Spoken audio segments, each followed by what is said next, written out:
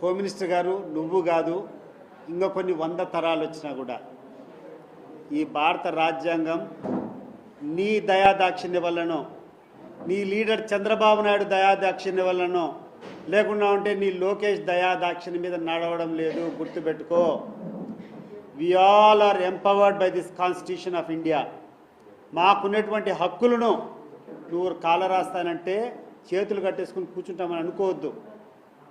ఒకటి గుర్తుపెట్టుకో, ఈరోజు పోలీసులు కొంతమంది నిన్ను సహకరిస్తున్నారని చెప్పి నువ్వేమన్నా విరవీగుతున్నావేమో, రేపు నువ్వు చేసేటువంటి ప్రతి ఒక్క కార్యక్రమానికి 10 ఎక్కువ చేయాల్సినటువంటి పరిస్థితులు వస్తాయి. అవి మంచిది కాదు, మీకు మంచిది కాదు, మాకు మంచిది కాదు, నీ రెడ్ బుక్ కాదు, ఇంకోటి కాదు. ఎప్పుడైనా నేను ఒకటే చెప్తా, ఎవరము కూడా ఒక లైన్ దాటిపోకూడదు. భారత రాజ్యాంగం, భారత రాజకీయాలు ఒక సున్నితమైనటువంటి అంశం. ప్రతి ఒక్కరికి కొన్ని హక్కులు ఉంటాయి, కొన్ని రైట్స్ ఉంటాయి. అపోజిషన్ పార్టీలో ఉండేటప్పుడు పోరాటం చేయడం మామూలే, కానీ దాన్ని హుందాగా స్వీకరించాలి. నేను విమర్శించినప్పుడు ఆ విమర్శను సద్విమర్శగా తీసుకోవాలా. అంతేగాని నేను అన్నాను నువ్వు లోపలేస్తావంటే మీ నాయన జాగిరా, ఇది ఏ హోమ్ మినిస్టర్ నాయన జాగిరా, లేకుండా ఉంటే లోకేష్ నాయన జాగిరా, లేకుంటే చంద్రబాబు నాయుడు జాగిరా? నేను I'm a proud citizen of this country. I'm the citizen of India. I have my own constitutional rights. This constitution will protect me. ఈ రాజ్యాంగం ఉండేది, ఇక్కడటువంటి గవర్నమెంట్ అధికారులు ఉండేది, ఇక్కడటువంటి పోలీసులు ఉండేది సామాన్యమైనటువంటి పౌరులను రక్షించడానికి. అంతే తప్పితే అధికారంలో ఉండే వాళ్లకు, వాళ్ళ యొక్క అడుగుజాడలకు, వాళ్ళు చెప్పేటువంటి తప్పులు చేయడానికి కాదు అని చెప్పి నేను గుర్తు చేస్తున్నాను. ఎట్లా చేస్తావు నువ్వు? ఏం చేస్తావు? ఇప్పటికీ మీ యొక్క పేపర్లో 116 రాస్తూనే ఉంటారు. మరి ఏం యాక్షన్ తీసుకున్నారు? పెద్దిరెడ్డి రామచంద్రారెడ్డి మీద ఆర్టికల్స్ రాశారు ఈనాడులో. మరి ఏం చేసినారు? ఇప్పటికి ఏం చర్చలు జరిగినాయి? నువ్వు కూర్చొని మాట్లాడినావు, నువ్వు నీ అబద్ధాలు, నువ్వు తిరుపతి లడ్డు మీద మాట్లాడినావు. ఏమైంది తిరుపతి లడ్డు? ఏమైంది? నువ్వు కూర్చొని మాట్లాడినావు. బోట్లన్నీ అడ్డం పెట్టి విజయవాడలో ఆ యొక్క వరదలు రావడానికి కారణం జగన్మోహన్ రెడ్డి బోట్లు అడ్డం పెట్టాడని చెప్పి మాట్లాడినావు. ఏమైపోయినాయి? నీ యొక్క బియ్యం అంతా కూడా ఈ యొక్క వైఎస్ఆర్ కాంగ్రెస్ పార్టీ వాళ్ళు అక్రమ రవాణా చేసి మాట్లాడుతున్నాను. ఏమైపోయినాయి నువ్వు మాట్లాడేటువంటి? ఈరోజు నేను ఎస్పెషలీ చంద్రబాబు నాయుడు అంటే ఆయన క్వాలిటీ అందరికీ తెలిసిందే. రాజకీయ లబ్ధి కోసం, రాజకీయ పదవి కోసం, పదవీకాంక్షతో అనేక అబద్ధాలు చెప్తాడు. కానీ ఒక పత్రికలు అనే వాళ్లకు మీకు ఒక నిబద్ధత ఉంటుంది. ఎట్లంటే అట్లా రాయకూడదు, ఎట్లంటే అట్లా మాట్లాడకూడదు. మీరు ఒక పాంప్లెట్ అనుకోండి, రాసుకోండి, మీ ఇష్టం. కానీ మీరు ఒక పత్రిక రంగు పెట్టుకున్న తర్వాత, ఒక పత్రికా విలేకరి తర్వాత యూ హ్యావ్ సమ్ ఎథిక్స్. మీరు మాట్లాడినటువంటి మీరు రాసిన రాతలు ఒకసారి మీరు చూసుకోండి. ఆంధ్రజ్యోతి, ఈనాడు పేపర్ నేను అడుగుతున్నాను, అయ్యా మీరు ఈ 9 నెలల నుంచి రాసినటువంటి రాతలు ఒకసారి చూసుకోండి. ఏమైపోయినాయి మరి దాని మీద? తీసుకో మరి యాక్షన్. ఎవరి మీద తీసుకుంటావు? తీసుకో, చూద్దాం. ఏమైపోయింది? బియ్యం అక్రమ రవాణా అని అన్నావు. మొన్న చూస్తే అనంతపురం ఎమ్మెల్యే మాట్లాడేది విన్నాం. చూస్తారు మీరు అందరూ సోషల్ మీడియాలో అనంతపురం ఎమ్మెల్యే గారు మాట్లాడేంటి?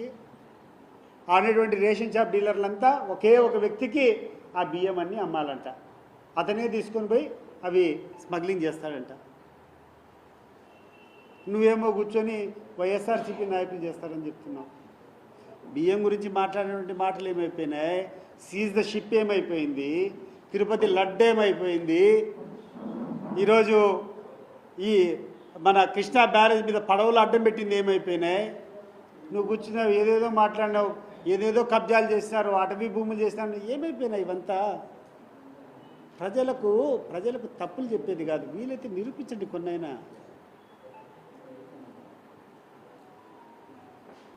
ఈ రాష్ట్రంలో అన్నిటికంటే ముఖ్యమైనటువంటి విద్య వైద్య విద్య, మెడికల్ ఎడ్యుకేషన్. అంటే అన్ని రాష్ట్రాలు పోటీపడి మాకు సీట్లు కావాలా, మాకు సీట్లు కావాలా, మా ప్రజలకు మరికొంది ఇంతమందిని డాక్టర్లు చేయాలని చెప్పేసి పోటీ పడుతూ ఉంటారు. జగన్మోహన్ రెడ్డి గారు సాధించినటువంటి 750 మెడికల్ సీట్లు ఉప్పనంగా నాకు వద్దని చెప్పి రాసిచ్చినటువంటి ఘనత నీది కాదా చంద్రబాబు నాయుడు గారు? ఒకసారి ఆలోచన చేయండి. ఈ రాష్ట్రానికి నువ్వు ద్రోహం చేసావా లేదా అని చెప్పి నేను అడుగుతున్నాను. ఏమన్నా మాట్లాడితే పవన్ కళ్యాణ్ ఓవైపు, మన చంద్రబాబు నాయుడు గారు ఒకవైపు, ఒకవైపు ఈనాడు, ఒకవైపు ఏబిఎన్ ఆంధ్రజ్యోతి విధ్వంసం అంట. ఏందయ్యా విధ్వంసం? ఎవరు చేస్తున్నారు ఈ రాష్ట్రాన్ని విధ్వంసం? అధికారంలోకి వచ్చి 9 నెలలు అయిపోయింది. ఈ 9 నెలల్లో ఈ రాష్ట్రానికి రావాల్సినటువంటి ఒక్క కార్యక్రమం, మీకు ధైర్యం ఉంటే ఈ కార్యక్రమం మేము పూర్తి చేస్తాం, ఈ కార్యక్రమం అమలు చేస్తామని చెప్పండి. ఎలక్షన్ టైంలో నువ్వు చెప్పావు, లోకేష్ గుర్తుపెట్టుకో, నువ్వు అన్న మాటలు, మేము చెప్పినటువంటి హామీలు ఇవ్వకుండా పోతే నా కాలర్ పట్టుకో అని చెప్పి నువ్వు అడిగావు ఆ రోజు. రా, నీకు ధైర్యం ఉంటే ప్రజల్లోకి రా, నీ సెక్యూరిటీ పక్కన పెట్టి రా, ప్రజల ఆగ్రహం ఏదో నీకు తెలుస్తుంది. ఈరోజు పోలీసులు అడ్డం పెట్టుకొని ఎవడు నీ మీద ఎదురు తిరగకూడదని చెప్పి అక్రమ అరెస్టులు, పోసాని మురళీకృష్ణ ఏదో మాట్లాడని చెప్పి రిపీటెడ్గా చూపిస్తున్నాను నేను ఈ యొక్క టీవీలో, నీ కథలో ఆయన మాట్లాడేటువంటి బూతులు.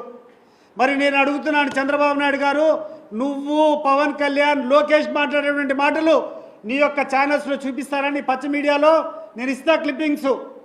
నీ అమ్మ మొగుడా అని చెప్పి నువ్వు మాట్లాడినటువంటి మాటలు మర్చిపోతున్నావా చంద్రబాబు నాయుడు? ముండల దగ్గరికి పండుకొని పోతున్నాడని చెప్పి మాట్లాడినటువంటి మాటలు లోకేష్ను మర్చిపోయినావా అని చెప్పి అడుగుతున్నా. మరి నువ్వు మాట్లాడేటువంటి మాటలకు ఆ రోజు జగన్మోహన్ రెడ్డి మీ మీద తీసుకొని వచ్చి లోపలేలేదే మిమ్మల్ని? రాజకీయాల్లో మీరు ఎవరైనా చౌకబారుగా మాట్లాడినప్పుడు దానికి రియాక్షన్గా ఇంకొకరు మాట్లాడతారు. అది కాదు, మనిషిని కూర్చొని వేధించాలనేటువంటి తత్వంతో ముందరికి పోకూడదు. రాజకీయాలు ఉండేది, రాజకీయాలు విమర్శలు ఉంటాయి. మీరు అదుపు తప్పి మాట్లాడినప్పుడు ప్రత్యర్థి కూడా అదుపు తప్పి మాట్లాడతాడు, అది సహజం. దానికి హుందాతనం మీ దగ్గర నుంచి మొదలు కావాలా. మరి నువ్వు తప్పు చేసింటే నువ్వు నీ అమ్మ మొగుడా అని చెప్పి నువ్వు మాట్లాడిందని నువ్వు క్షమాపణ చెప్తావా అని చెప్పి నేను అడుగుతున్నాను ఈరోజు చంద్రబాబు నాయుడును. క్లిప్పింగ్స్ చూపించమంటావా? ఏమి లోకేష్, ఏమయ్యా పవన్ కళ్యాణ్, నువ్వు ఏదేదో కూర్చొని మాట్లాడావు, తాట తీస్తా చెప్పుతో కొడతానని చెప్పి మాట్లాడినావు. మరి నీకు హక్కు ఉందా? నువ్వు మాట్లాడితే ఇతర పార్టీ వాళ్ళకి హక్కులు ఉండవా అని చెప్పి నేను అడుగుతున్నా. నీకొక న్యాయం, ఇంకొకరికి ఒక ధర్మమా? పోలీసులు కూడా ఈరోజు నేను ఒకటి విన్నపం చేసుకుంటున్నాను. దయచేసి మీ లిమిట్లు దాటద్దండి. ఎవరి మీదైనా విచారణ చేయాలంటే సెలెక్టివ్గా చేయొద్దండి. చేస్తే ఒక పారదర్శకత తెలుగుదేశం వాళ్ళ మీద పెట్టండి, వైఎస్ఆర్ కాంగ్రెస్ పార్టీ మీద పెట్టండి. తప్పు చేసిన ఇద్దరి మీద చర్యలు తీసుకోండి, అప్పుడు హర్షిస్తారు. కానీ మీకు నచ్చినటువంటి కొన్ని వ్యక్తుల మీద సెలెక్టివ్గా కేసులు పెట్టడం వల్ల ప్రజాస్వామ్యం బలహీనపడుతుంది. మీరుండేది, you are public servants, you are responsible for public. దయచేసి మీ యొక్క లైన్ దాటద్దని చెప్పి నేను పోలీసులను కూడా మనస్ఫూర్తిగా కోరుకుంటున్నాను, సవినయంగా కోరుకుంటున్నాను. దయచేసి ఇతరులకు ఇటువంటి ఇబ్బందులు పెట్టద్దండి.